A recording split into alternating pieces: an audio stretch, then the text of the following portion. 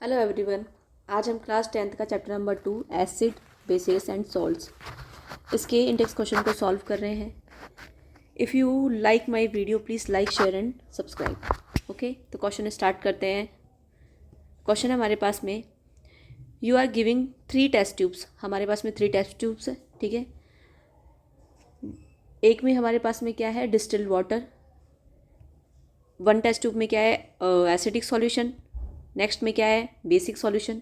और हमारे पास में केवल एक लिटमस पेपर है, जिससे हमको तीनों को आइडेंटिफाई करना है कि किस टेस्ट ट्यूब में कौन सा सॉल्यूशन है, ठीक है। देखिए, अगर हम इसको और अच्छे से एक्सप्लेन करें तो हमारे पास में 3 टेस्ट ट्यूब है, 1, 2 एंड 3। हमको पता नहीं कि किस में कौन सा सॉल्यूशन फिल है, ए, बी एंड सी। आपको ये पता होगा या नहीं भी बताया तो थोड़ा सा आप आइडिया ले लीजिए। बार वर्ड याद करते हैं हम, एक RBB वर्ड याद करते हैं। मतलब ये A रिप्रेजेंट कर रहा है एसिड को, ये A रिप्रेजेंट कर रहा है एसिड को, और ये B रिप्रेजेंट कर रहा है किसको, बेस को, ठीक है। और यहाँ पे B क्या है, ब्लू लिटमस पेपर, R क्या है, रेड लिटमस पेपर। यहाँ R क्या है, रेड लिटमस पेपर, B क्या है हमारे पास में, ब्लू लिटमस पेपर। इस वजह से हम क्या बोल सकते हैं कि ब्लू लिटमस पेपर एसिड में जाते ही, ठीक है, किस में चेंज हो जाता है, ये रेड में कन्वर्ट हो जाता है। वैसे ही रेड लिटमस पेपर किस में जाते हैं, बेस में जाते ही किस में चेंज हो जाएगा, ये ब्लू में चेंज हो जाएगा। अब यहाँ पर हमारे पास में कैसा लिटमस पेपर है, कैसा लिटमस पेपर है, बिल्कुल छोटा सा लिटमस पेपर है, छोटा सा, it's mean like red litmus paper है। अब हमको ये पता नहीं है कि कौन सा हमारे पास में कौन सा सॉल्यूशन है, ठीक है, कि एसिड है कि बेस है कि सॉल्ट है। तो हमने क्या किया, तीनों में डिप करके देखा, तीनों में से, ठीक है, तीनों सॉल्यूशन में मैंने डिप किया। जैसे तीनों सॉल्यूशन में डिप करती हूँ तो कोई 2 सॉल्यूशंस हमारे पास में, कोई 2 सॉल्यूशंस ऐसे आएंगे जिनमें जो रेड लिटमस पेपर है वो रिएक्ट करेगा ही नहीं, तो उसको मैंने अलग कर लिया, ठीक है। तो जैसे मान लो इस वाले में ये इसने रिएक्ट किया और रेड किस में कन्वर्ट हो गया, ब्लू में कन्वर्ट हो गया। तो हमने क्या कहा कि ये कैसा हो गया, वो हमारे पास में, ये तो हो गया हमारे पास में बेस। तो मैंने क्या कहा कि ये ए है। अब हमको इसमें नहीं पता कि इसमें से कौन सा एसिड है और कौन सा न्यूट्रल है या फिर कौन सा डिस्टिल वाटर है। अब जो हमारे पास में यहाँ ब्लू लिटमस पेपर था उसको मैंने 2 पार्ट्स में डिवाइड किया, ठीक है, और पार्ट ए को इसमें डिप कर रही हूँ, ठीक है, और पार्ट बी को इसमें डिप कर रही हूँ। तो पार्ट बी जिसमें जो भी पार्ट जिसमें रिएक्ट नहीं करेगा वो कौन सा हो जाएगा, डिस्टिल वाटर।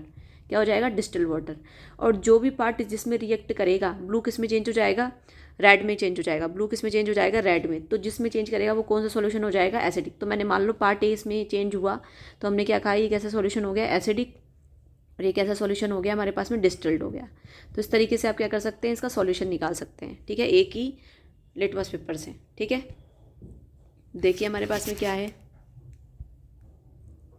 देखिए, we can identify the content in each of test tube using red litmus paper, ठीक है।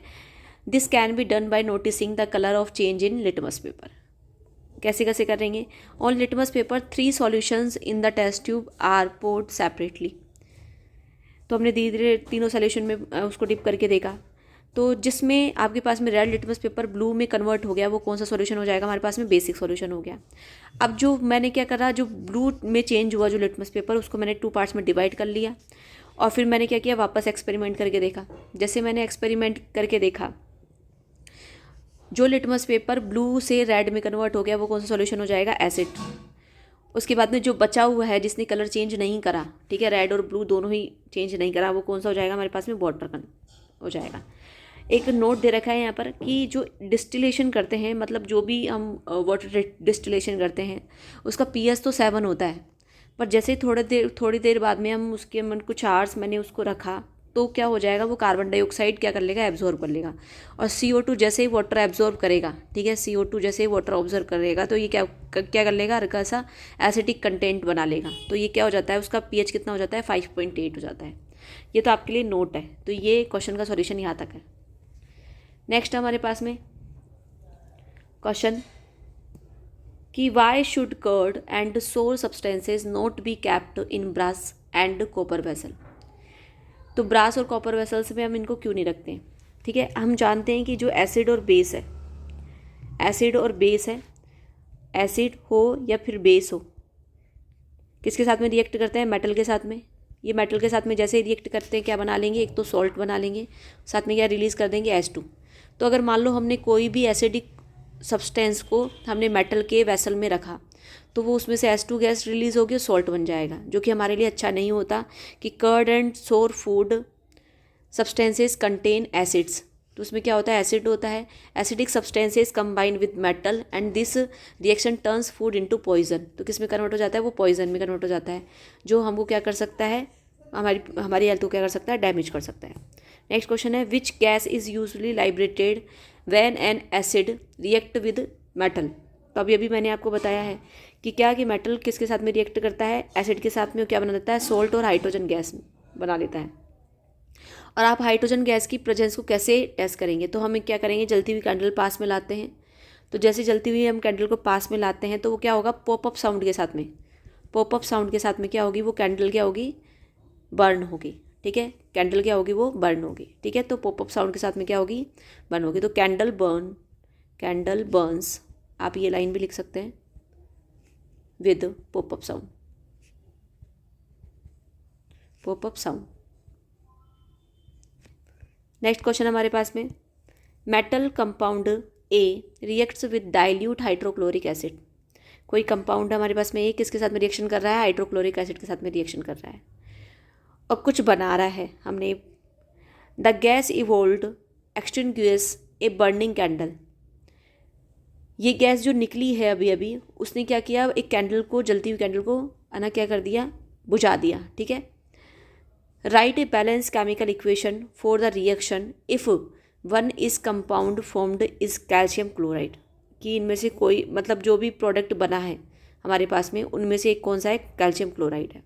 अब देखिए, इसने अभी अभी हमको एक हिंट दिया कि कोई भी एक तो रिएक्टेंट क्या क्या हो गया हमारे पास में? कंपाउंड कोई है हमारे पास में? ए, कंपाउंड है हमारे पास में ए। किसके साथ में ये हो रहा है रिएक्ट? HCl के साथ में रिएक्ट हो रहा है। ठीक है, HCl के साथ में रिएक्ट हो रहा है। क्या क्या बना रहा है ये हमारे पास में? कुछ गैस इवॉल्व हो रही है, जो कि क्या होती है? कैंडल को एक्सटिंग्विश कर देती है, क्या हो जाती है? बुझा देती है। इट्स मीन कि मतलब कौन सी गैस निकली है? CO2 गैस रिलीज हुई है। ठीक है, हमको बैलेंस इक्वेशन लिखनी है यहाँ से।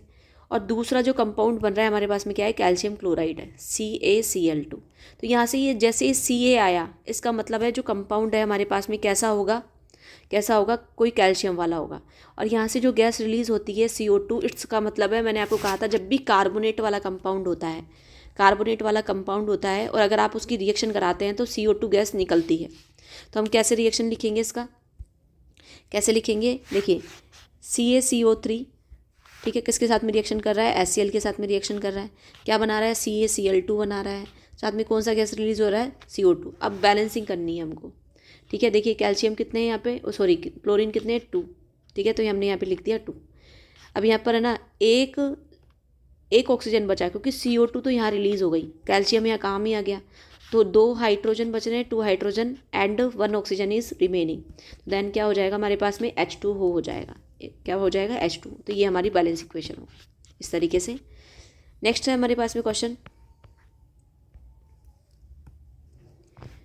Why do HCl, HNO3, etc. show acidic characters in aqueous solution while solution of compounds like alcohol and glucose do not show an acidic character? अब देखो HCl और HNO3 ये दोनों के दोनों एसिडिक कैरेक्टर शो क्यों कर रहे हैं? Because of H+ ion. जैसे हमने इनका डाइल्यूशन किया, ये क्या करते हैं? एक्वस सॉल्यूशंस में क्या करते हैं? अपने आयंस में क्या होता है? डिवाइड हो जाते हैं। अब अल्कोहल और ग्लूकोज की बात करते हैं। अगर अल्कोहल की अगर हम बात करें और ग्लूकोज की हम बात करें, ठीक है, तो ये दोनों ही एक्वस सॉल्यूशन में अपने H+ आयन को रिलीज़ नहीं करते हैं। ठीक है, तो इसलिए ये एसिडिक कैरेक्टर को शो नहीं करते हैं। तो आपको पूरा थ्योरी यहाँ पर गिवन है, मैं हल्का सा रीडिंग कर देती हूँ उसमें। देखिए, जो भी release of H+ ion in water will make a compound acidic और नॉन एसिडिक। कि जो अगर H+ आयन रिलीज होगा तो एसिडिक हो जाएगा, अगर नहीं होगा तो नॉन एसिडिक हो जाएगा। आर्हेनियस का थ्योरी था, पर आपके इसमें बुक में नहीं है। Acids are substance which upon dissociating with water, तो क्या करता है ये एच हाइड्रोजन आयन का क्या करता है ये प्रोडक्शन करता है। तो ऐसे कंपाउंड क्या करते हैं, एसिडिक कैरेक्टर को शो करते हैं। क्या होता है जब वाटर में डिसोशिएट होते हैं, जिसकी वजह से क्या होता है हमारे पास में जो हाइड्रोजन आयन है उसका क्या होता है प्रोडक्शन होता है। ठीक है, अगर हम कंपाउंड की बात करें ग्लूकोज और अल्कोहल, तो इन दोनों के फॉर्मूले में अगर हम बात करें तो देखो इसका फॉर्मूला होता है C6H12O6 और अल्कोहल का होता है CH3CH2OH। ठीक है, ये वाला हमारे पास में अल्कोहल का फॉर्मूला होता है। मैंने ये एथेनॉल की बात करी है। तो देखो इसमें भी हाइड्रोजन है, ठीक है, और इसमें भी हाइड्रोजन है, पर ये H+ आयन रिलीज़ नहीं करते हैं। ठीक है, इस वजह से ये क्या करेंगे, एसिडिक कैरेक्टर्स को शो नहीं करते हैं। Do contain hydrogen element but they do not show sign acidic nature. The fact is that hydrogen in them will not separate from like the hydrogen in acid, कि इसमें से hydrogen क्या होता है सेपरेट नहीं होता है। तो ये सेपरेट नहीं करते हैं हाइड्रोजन आयन को वाटर में डिजोल्व करने पर, इसलिए एक ऐसे कैरेक्टर को शो नहीं करते हैं, एसिडिक कैरेक्टर को शो नहीं करते हैं। नेक्स्ट क्वेश्चन क्या है हमारे पास में, why does an aqueous solution of acid conduct electricity. Electricity के कंडक्शन में आप एक बात ध्यान रखिएगा, इलेक्ट्रिसिटी का जब भी कंडक्शन की बात हो तो मतलब आयन्स मौजूद रहेंगे। ठीक है, या तो नेगेटिव आयन हो या पॉजिटिव आयन हो, तो आयन्स का होना वेरी वेरी इंपॉर्टेंट। ठीक है, वेरी वेरी इंपॉर्टेंट। अब देखिए, अब देखो ये क्या बोल रहा है, एक्वस सॉल्यूशन ऑफ एसिड।